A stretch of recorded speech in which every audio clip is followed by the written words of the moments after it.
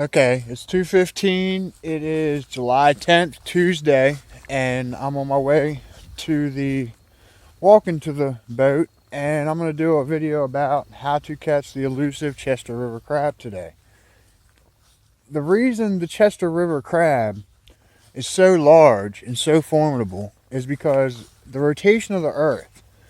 What it does is it carries the smaller crabs west and it leaves the large ones behind, kind of like gold in the bottom of a gold pan. Oh yeah, I'm also going to talk about getting the trot line in the boat at the end of the day. It is difficult to do because you are out there by yourself and there are a lot of variables. And I had an LY jump in the boat when I was rolling out here, so I ain't putting up in the water and I already accidentally caught a fish. It's 4:50. I'm getting ready to start running these. They've been in the water. First thing you do to crab trot line on the Chester River, if you're doing it recreationally, wait till it's light and come out and then see what the commercial guys are doing and stay away from them, but go ahead and check. You can check their depths and stuff where they're dipping crabs and stuff. And just, don't step on anybody's toes. These guys are out here. It'd be like if you're working in an office and somebody just comes in your office and ruffles your papers around. Just gotta try to be respectful of that. And if you're commercial and trot line on the Chester River, then you figure out who's where. And generally these guys will kind of be sticking to the same areas and talk to each other. And everybody kind of knows what everybody's doing, but figure out what's going on before you come out and try to crab. Run 0 crabs. Generally you won't catch much before the sun hits the water. It's just the way it is. Sometimes you do, but generally you don't. I mean, there's no rush to get out of here early, and it doesn't really have too much to do with where you lay. It has to do with the crabber and the crabber's ability to run their lines efficiently and keep the line the middle of the roller, have it the right tautness. I mean, those are the things that really matter out here. I mean, it does have some stuff to do with the lay, but there's plenty of lays all over the place. You just got to find them. There's plenty of open lays, but the reason the people work the lays they work is because they know them and they've learned them and they've spent years mastering them to be able to produce out of them. And a lot of people just seem to think it's the lay. It's not the lay, it's the crabber. Alright, so I saw one guy make a video about how to trot line on the Chester River, and this guy couldn't even hold the freaking line, so I don't know what the heck.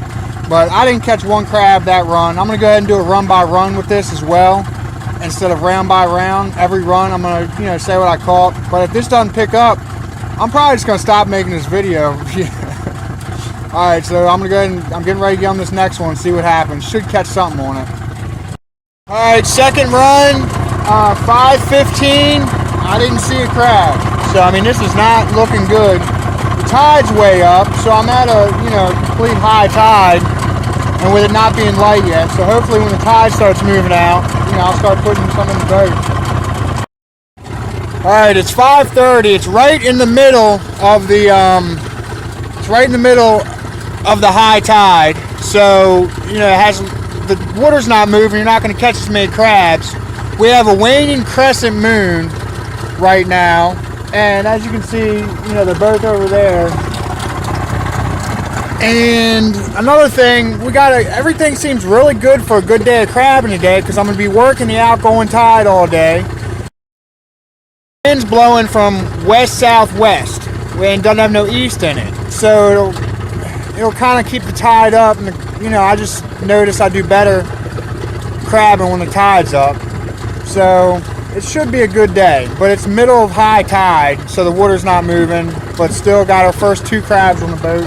Beautiful crab. Like I've said before, you always catch just the beautiful crabs in the morning.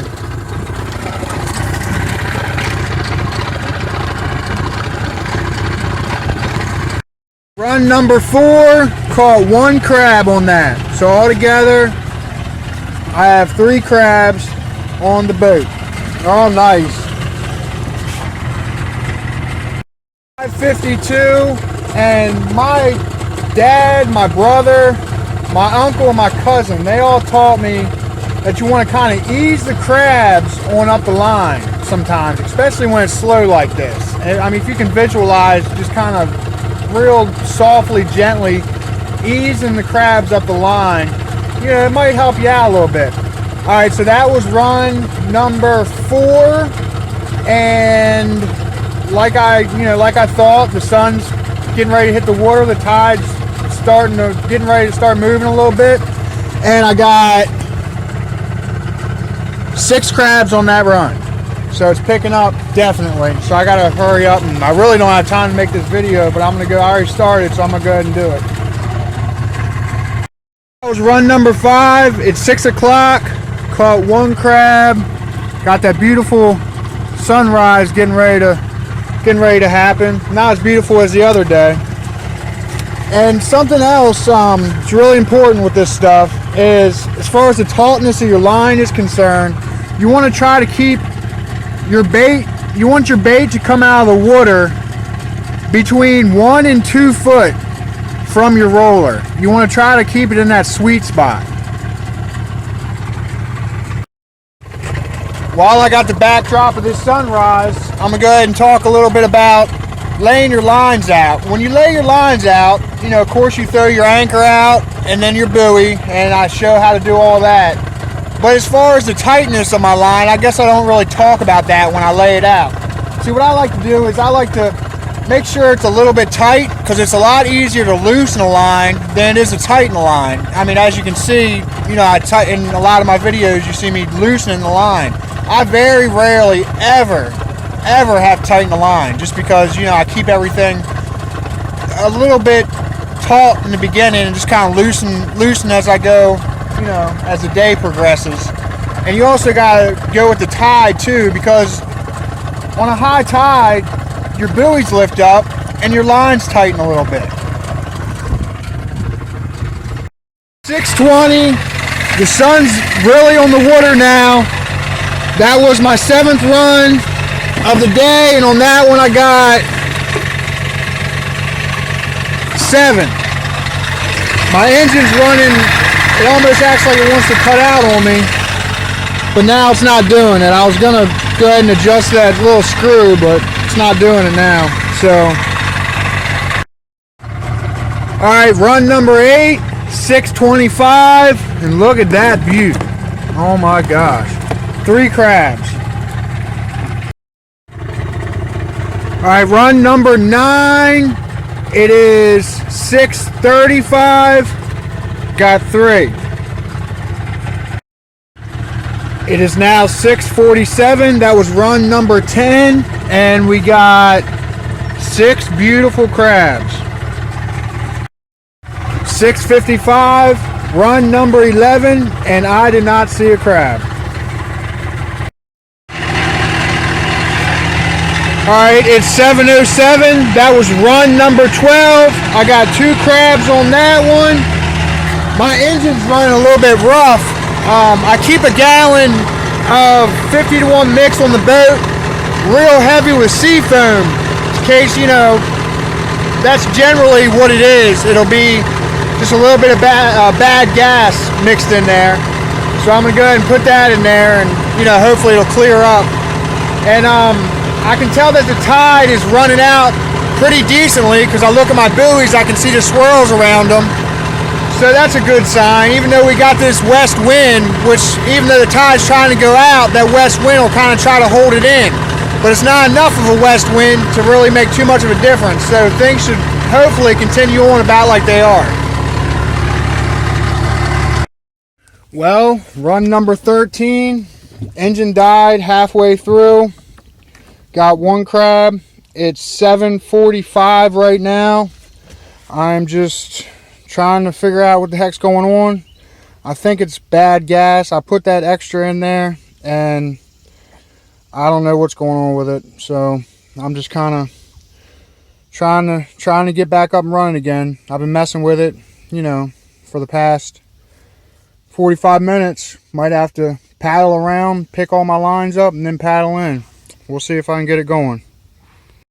51, I cannot get it started, so I'm gonna go ahead and paddle around, pull all my lines in the boat, and then paddle on in, go ahead and fix it, and try them again tomorrow after I fix it.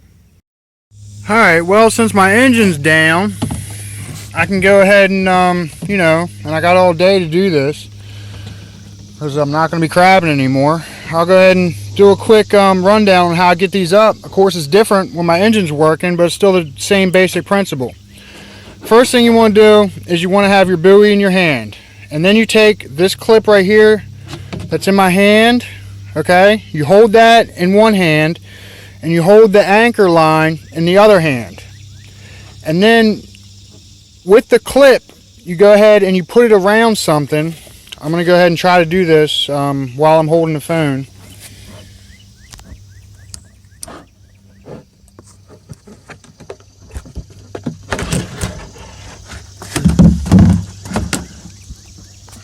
Alright, I'm just kind of holding that down like that. But you take your clip and you get it around something where it's not going to go anywhere. And you clip it. Just use whatever you got, and you do that in the direction you're going to be pulling it. And then you take your anchor line and you go ahead and yank that in. And you want to and then once you get the anchor line in, then you go back to that and you pull that in the boat. And you want to think about like your wind and all and the direction that your engine is in, because usually I put it in neutral, but I will put bungees around the steering to kind of compensate for which way I want to use it, kind of like a keel to I got to think about how I'm pulling the boat, how I'm pulling the line, what the wind's doing, and all those other things. And then I just pull it into the front of the boat and put it in the barrel. And then when I get to the end, the boat's in neutral the whole time. Yank the anchor line up and throw it in the boat. I mean, sometimes, like the other day, because of the real low tide, I went ahead and unclipped that one end, yanked that anchor in. Sometimes I'll do it like that, but generally, I found it kind of takes a little bit longer to do it like that. So that's how I get the lines in. And of course, it's always different, but those are the basic concepts. All right, it's 8:21. I've got my first line in the boat. Now I got to go ahead and paddle over to the other one and go ahead and yank it in. And to be honest with you, it's kind of nice out here without the engine going. I don't ever get any time to enjoy the water, because I'm always hustling and bustling. But just gotta kind of take the bad with the good and enjoy the moment sometimes, and this is definitely one of those times. I ended up with about a half a basket before things went south, so that's one plus to the day.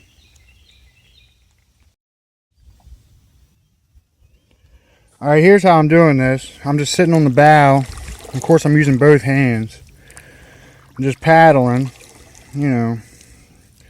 Thank God there's no wind or nothing today. I mean, there's like no wind at all. And this couldn't have happened on a better day. But should probably get a trolling motor on here or something for when this type of stuff happens. Anyway, I got a pretty long paddle to the next line. Then I have to get clear over there, which is far.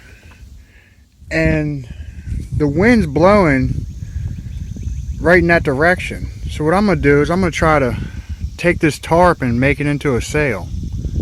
See if I can't use that to get on over there. I don't know if it'll get me in, but it'll at least get me over there faster than paddling. I do not know the first thing about sailing, but my mother did grow up on a sailboat, so hopefully it's in my blood. We'll see. Alright, well, it's definitely a lot easier than I'm rolling along. A lot easier than paddling. Kind of hold that like a mass. I got these two sides tied off, and the wind's carrying me pretty good. So yeah, maybe loosen those up a little bit. I could even probably tie this right up here, tie this right there or something. So I just gotta steer and I don't gotta hold it. So yeah, this is working. So yeah, now I don't even gotta hold it. I got the mast up there, and all I gotta do, the wind just died. It'll pick back up in a second. All I gotta do is just steer it and just let the wind push me. And well, it's working pretty darn good. You know, I'm getting where I need to go to pull this second line in. So yeah, right now it is 9:01. There the wind comes, and I am sailing. 9:09, and as you can see, I am nearing my destination. And well, this is pretty awesome, I must say. This is really kind of peaceful and relaxing, and I don't know, I might take up sailing. This is cool. And I've never sailed before, but I think when I was little I used a windboard a little bit. But yeah, this is awesome. It's 9:50 and my last line is way over there. So I'm just kind of sailing over there now. The wind's still working in my favor. I'm just really glad that, you know, today's the only day I've seen wind with west in it. So it's really fortunate for that. So one more line to go, then I'm heading in. Oh yeah, and on every line I've pulled in, I've seen 3 crabs. So, you know, it would have been a good day.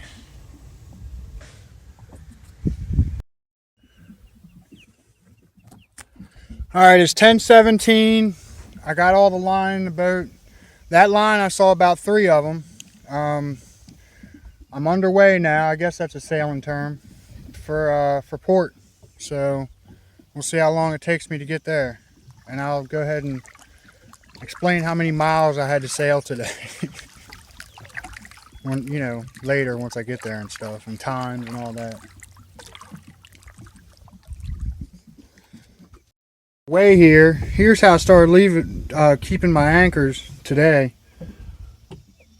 Just put them in there, and then I'll have to take them out the way I put them in, and then just wrap them up, just it gives me more room.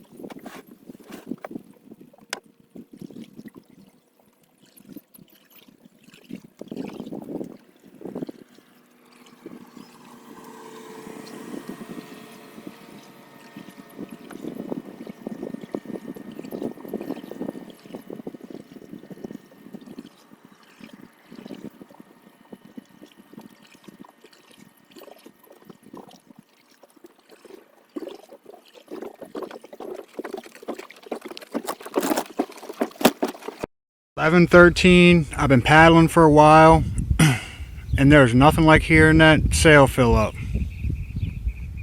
My gosh, that is a good sound. Rolling along pretty good now. Wind picked back up. Thank God for that.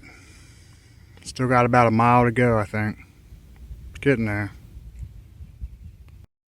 Alright, so this nice gentleman came along, and he's pulling me in the rest of the way. And I got about a mile to go or so.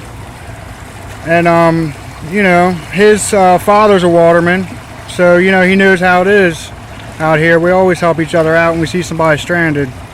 So, you know, that's pretty awesome. It's 11:40 and I'm back at the wharf thanks to that guy. And whew, what a day. So yeah, that right there is how to Trotline on the Chester River. Thanks for watching. Don't forget to like, comment, share, and subscribe.